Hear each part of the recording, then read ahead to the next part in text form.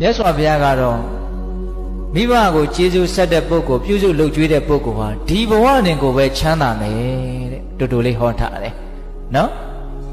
ဒုက္ခမေတ္တယတာလောကိယထောပိတ္တယတာဒုက္ခအမိကိုလှုပ်ကြွေးပြုစုတဲ့ပုဂ္ဂိုလ်အဖကိုပြုစုလှုပ်ကြွေးတဲ့ပုဂ္ဂိုလ်ဒီဘဝတွင်ကိုချမ်းသာလိမ့်မယ်တဲ့အဲ့ဒါအခုဒီခေတ်မှာမိဘကိုပြုစုလှုပ်ကြွေးလို့ချမ်းသာဒုက္ခနဲ့ပြည့်စုံကြတဲ့လူတွေအများကြီးရှိတယ်လက်တွေ့နော်လက်တွေ့နော်ဟိုဘဝကူးပြီးတဲ့အထိအကျိုးပေးမဆောင်ဘူးဒိဋ္ဌဓမ္မဝေဒနိယကံအနေနဲ့မိခင်ဖခင်တို့ပုံမှာတိတ်တက်နားလဲလိမ်မာတဲ့သာသမီဒီဘဝတွင်ချမ်းသာတာရှိတယ်ဟုတ်ရလားပြီးတော့ဦးဇင်းတို့ဟိုတရားမင်းဖြစ်စေတတ်တဲ့ကံဆိုပြီးတော့မြတ်စွာဘုရားမဟာလိကိုဟောထားတာရှိတယ်တရားဖြစ်အောင်ကျင့်ရမယ်အကျင့်တရားဟောမဟာလိမင်းသားကမြတ်စွာဘုရားကိုလာပြီးတော့လျှောက်တယ်ရှင်ဘုရားတဲ့တရားမင်းဆိုတာကိုမြတ်စွာဘုရားမြင်ဘူးလားတဲ့အဲ့ဒါမြတ်စွာဘုရားကမြင်ဘူးတယ်လို့ပြောတော့အရှင်ဘုရားမြင်ဘူးတဲ့တရားမင်းကအတုအယောင်ပဲဖြစ်မယ်ထင်တယ်တဲ့ဘာလို့ဆိုတရားဆိုတာကတာမန်လူတွေမြင်ဖို့တိတ်ခဲရင်းတယ်ငါသူကတရားကိုဘုရားတဲ့မြတ်တော်အထင်ကြီးသေးသလားမသိဘူးသိလားအဲ့ဒီမဟာလိဖြစ်နေပုံကအဲ့ဒီမှာမြတ်စွာဘုရားကမဟာလိကိုပြောတယ်တရားမင်းကိုငါမြင်လဲမြင်ဘူးတဲ့တရားဖြစ်အောင်ဘယ်လိုလုပ်ရမယ်ဆိုတာလဲငါကောင်းကောင်းသိတယ်တဲ့တရားအကြောင်းကအကုန်လုံးသိတယ်အဲ့ဒီမှာတရားဖြစ်အောင်ကျင့်ရမယ်ကျင့်စဉ်ဆိုတာထဲမှာမိခင်ဖခင်ကိုကျွေးမွေးရမယ်ဆိုတာတစ်ချက်ပါတယ်ဟုတ်ရလားဒါဦးဇင်းတို့မိဘနဲ့ပတ်သက်ပြီးတော့စုဆောင်းထားတာလေးပေါ့လေ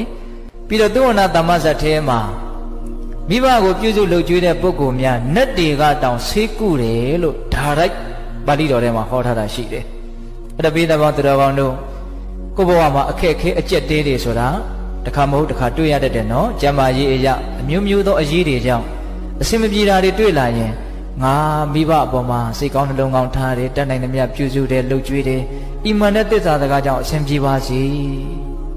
ဒီတိုင်မကောင်းဘူးလား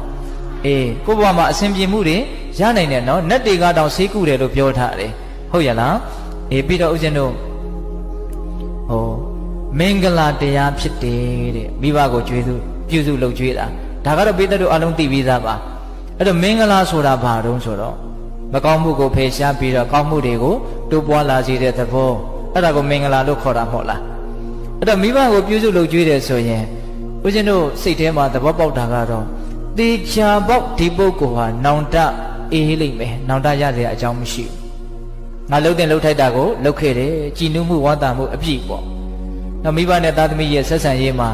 သားသမီးတွေကအမြဲတမ်းမိဘကိုကျေးဇူးရှင်တယောက်အနေနဲ့ချစ်မြတ်နိုးမှုနဲ့ဆက်ဆံမယ်ဆိုရင်မိဘတွေကအထာထက်သာတဲ့မေတ္တာနဲ့သားသမီးကိုပြန်ပြီးတော့မတုံ့ပြန်မိဘူးလား